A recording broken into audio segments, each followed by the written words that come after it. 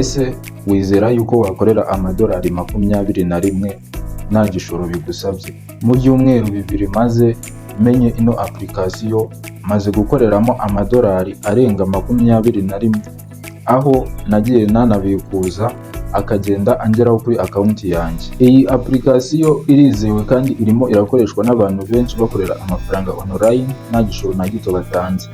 Iyo ufite coin 10,000 ziba zifite agaciro k'idolari rimwe. Twe dufiteho coin 9,600 zifite agaciro ka 0.96. Reka nzibikuza.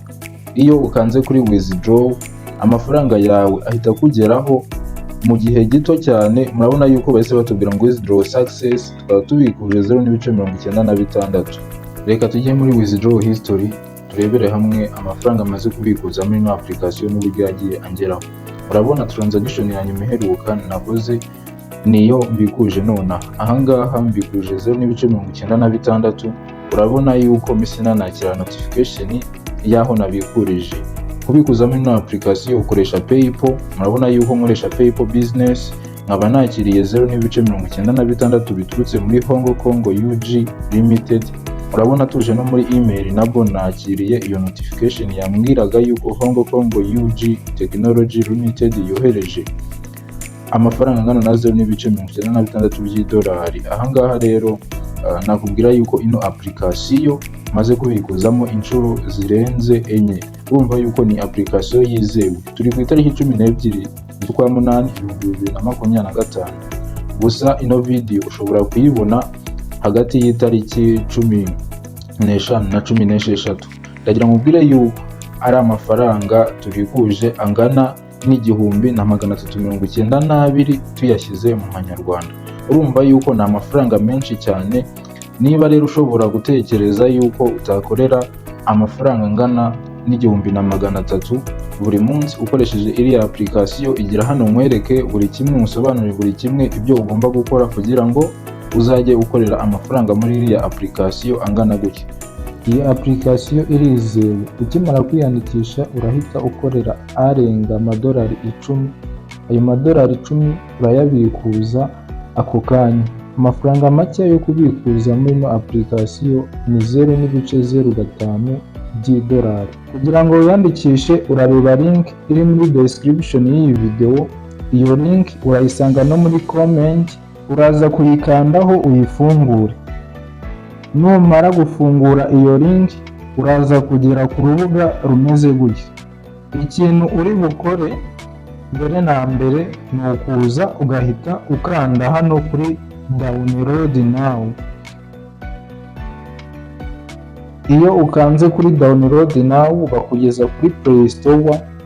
Iyo ugeze kuri Play Store uraza ugahita ukanda hano kuri install.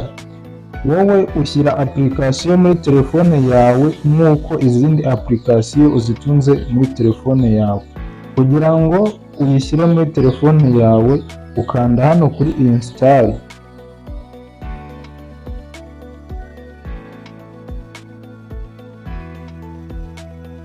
Nukanda kuri install uraza gutegereza application y'downloading irangire. Iyi ni application itwara megabyte nkeya cyane, itwara megabyte 35 zonyine. Iyo umaze kudownloadinga application kuri Play Store urayifungura ukanze hano kuri play.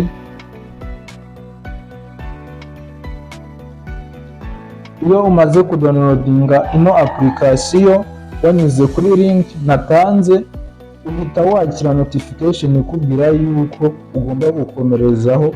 Ikintu uzakora ukimara kubona ino notification, uzahita ukanda kuri rino jambo tap outside to close. Iyo ugeze hano uba wamaze kudownloadinga application, ariko ntabwo uba wafunguyemo account. Kugira ngo umenye neza ko wafunguye account, nuko uri bubone yuko hano hari $1.5 ndetse ukaba ufite n'amakoini 100 hano kuri account yawe. Reka dufungure account kugira ngo tubashe kuba twahabwa irindi $1 rya bonus. Babanza kuguhereza 0.5 by'idolari kubera yuko wanyuze kuri link kandi ugakoresha icyitwa referral ID. Kugira ngo ufungure account uzakanda hano kuri kano kantu kameze nk'agafuka kari hano hirya hasi iburyo. Hano bazakuzanira uburyo bubiri ushobora gukoresha wiyandikisha muri application. Hari gukoresha Facebook, hari no gukoresha Google. Ikintu rero ugomba gukora wowe bitewe n'amahitamo yawe uzahitamo, ariko njyewe ngiye gukoresha Google niyandikisha. Hano uzahita ukanda kuri Continue with Google. Ukimara gukanda kuri Continue with Google bazakuzanira urutonde rwa email ufite muri telefone yawe. Nuhitamo email bazahita bakugeza ahangaha. Iyo ugeze ahangaha biba bisobanuye yuko wamaze kwiyandikisha. Urabona yuko twakiriye $1 tukakira coin 100 n'imitima 10. Ino mitima 10 ivunjwamo USDT, nabyo turaje tubirebere hamwe uko uvunjamo USDT. Uburyo bwa mbere bwo gukorera amafaranga muri ino application ni ugukina game. Iyo ukanze kuri ino buto ya play bahita bakuzanira umukino ugomba gukina. Uburyo bwa kabiri bwo gukorera amafaranga muri ino application ni ukuba waza kuri kino gice kimeze nka kalenda. Hano hari imibare ya 220 ukahakanda. Iyo uhakanze bakuzanira urutonde rwa task ugomba kuzuza. Ugomba gukanda hano kuri claim buri uko ufunguye application umunsi warangiye. Urabona ko mfite USDT 21. Ahangaha nkagira na coin 9600. Ninkanda kuri coin baraza kunyereka amafaranga mfiteho bitewe na coin mfite. Urabona mfite 0.96 kubera ko mfite coin 9600. Coin 1000 nkuko nabikubwiye zifite agaciro $1. Ahangaha nuramuka ugiye kubikuza wowe uzaza ukande kuri withdraw.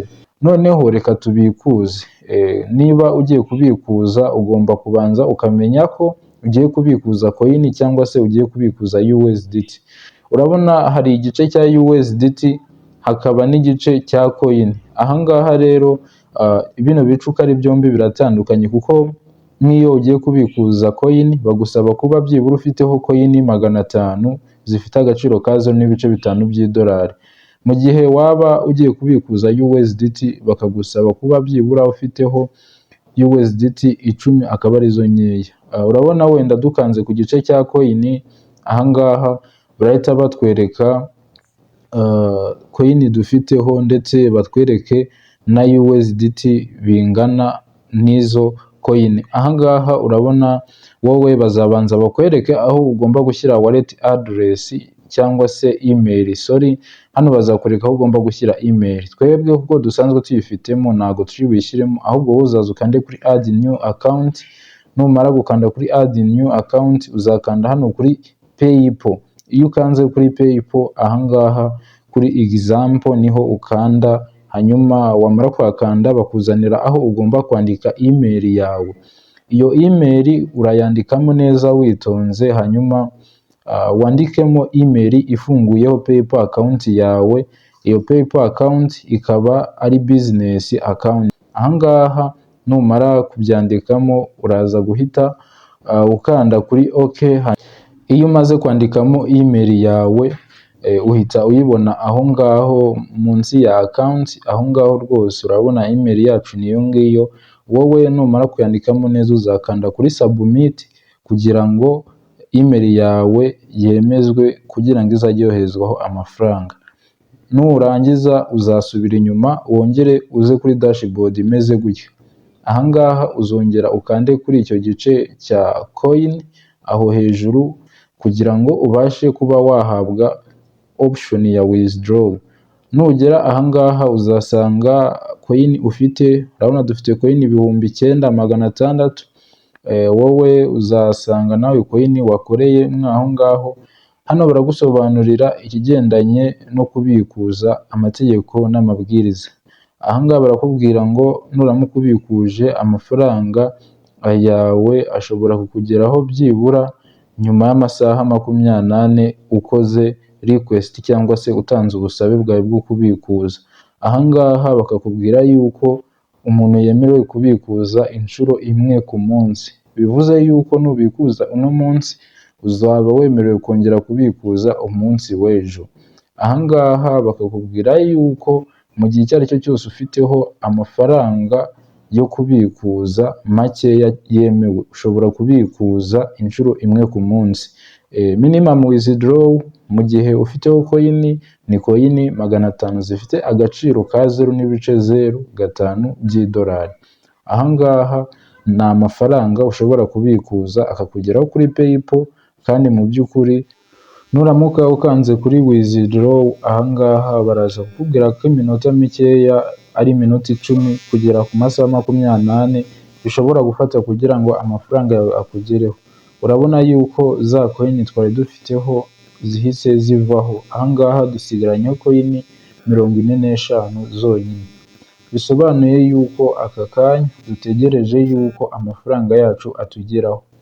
Mu gihe ntegereje yuko twakira notification y'iyi application n'iya PayPal account, reka mbe nkusobanurira ibigendanye n'imikorere y'iyi application, uburyo ushobora gukoramo task n'uburyo ushobora kugenda ubonamo amafaranga. Aya mafaranga uyakorera ukina game, kuko akenshi niyo task iba irimo.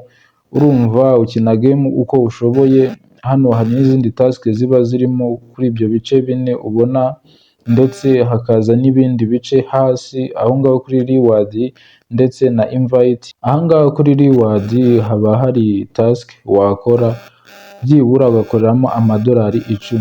Izi task kugira ngo uzikore wegeranya imitima.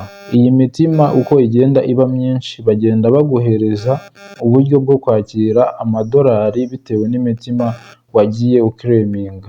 Urabona twebwe tumaze kwakira imitima irenga 1686. Iyi mitima tukaba twarayikoreye muri ino application dukina game gusa. Urabona aho hantu hariho utumenyetso twa V, ni task twagiye dukora zikaba verified. Uwo murongo uba ugomba kuwuzuza, hanyuma uwo murongo wawuzuza ukabasha kuba wakakira ayo $10. Ni ukuvuga ngo aho ngaho urabona badusabaga kuzuza imitima 1700, kandi imitima 1700 ntabwo turayigira, dufite 1686. Bivuze yuko nitwuzuza imitima 1700 tuzahabwa ijambo ryo guclaiminga.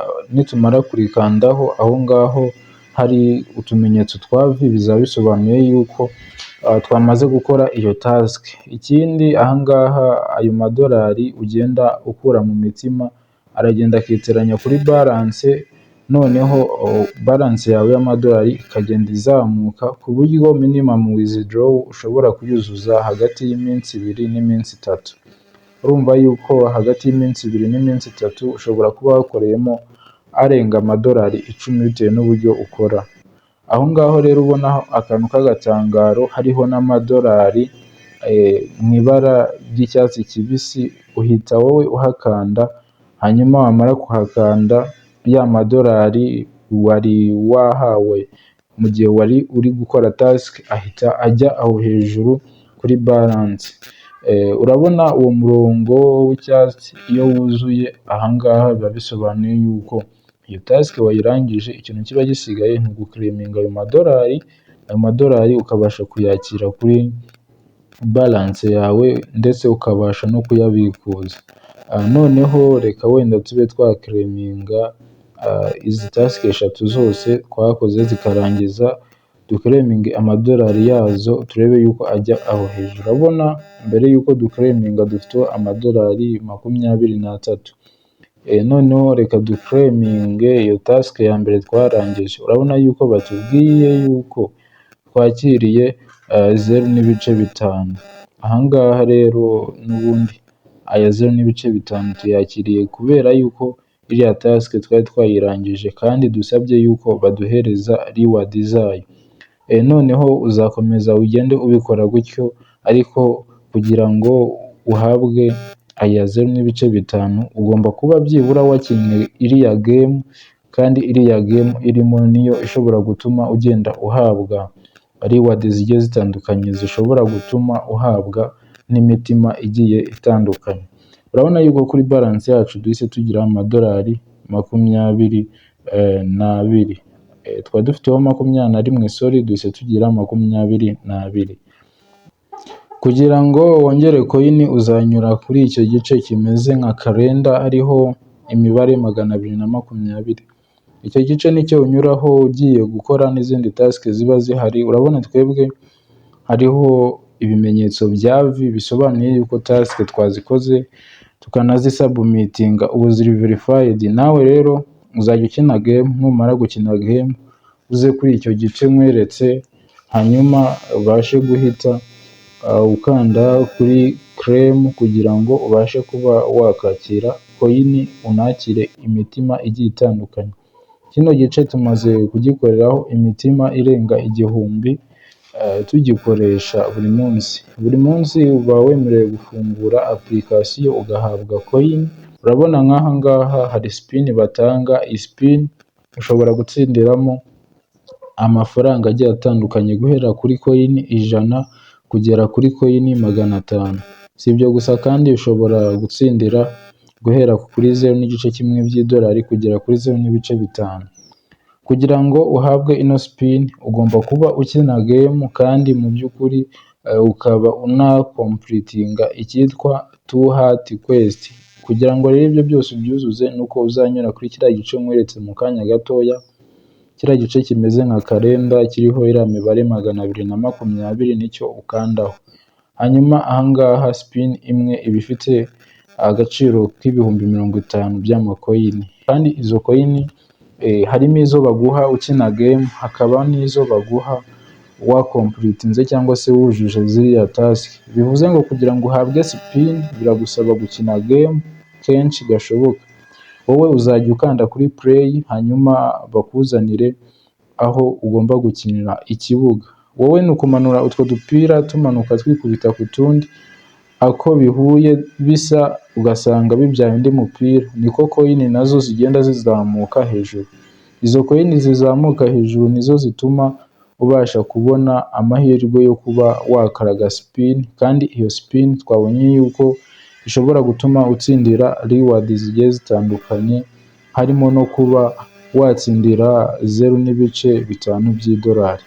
Numara gukina game uzajya ugenda wongere urebe task waba warangije gukora uziclaiming, kuko hari ibyo bagenda basaba kuri buri task nk'imitima, cyangwa se bakagusaba kuba byibura wakinnye game igihe kingana n'iminota 30 uri online, bakagusaba kuba byibura wegeranyije icyitwa mega fluid 300. Ibyo byose ntabwo wabyuzuza utakinye ino game. Kugira ngo izi task za hano zose zibe verified biragusaba gukina game kenshi gashoboka, kandi ukayikina witonze. Urabona yuko n'ubundi twakiriye notification iturutse muri company ya Hong Kong UG Technology Limited, akaba ari company itwoherereje 0.96 by'idolari. Iyi notification ya PayPal, murabona yuko account yacu igenda yakira ubwishyu bugiye buturutse kuri no company ya Hong Kong UG Technology Limited, kandi urabona tugenda twakira payment zigiye zitandukanye. Ino application mberetse ni application ushobora gukoreramo amafaranga uko yaba angana kose ukayabikuza, kuko amake yo kubikuza muri ino application ni 0.05. Urumva yuko niyo waba ufiteho coin 500 ushobora kubikuza amafaranga yawe akakugeraho kuri PayPal account. Niba ino video hari ikintu igusigiye, wibuke ukande like, subscribe na comment, utubwire icyo twaza gukorera muri video y'ubutaha.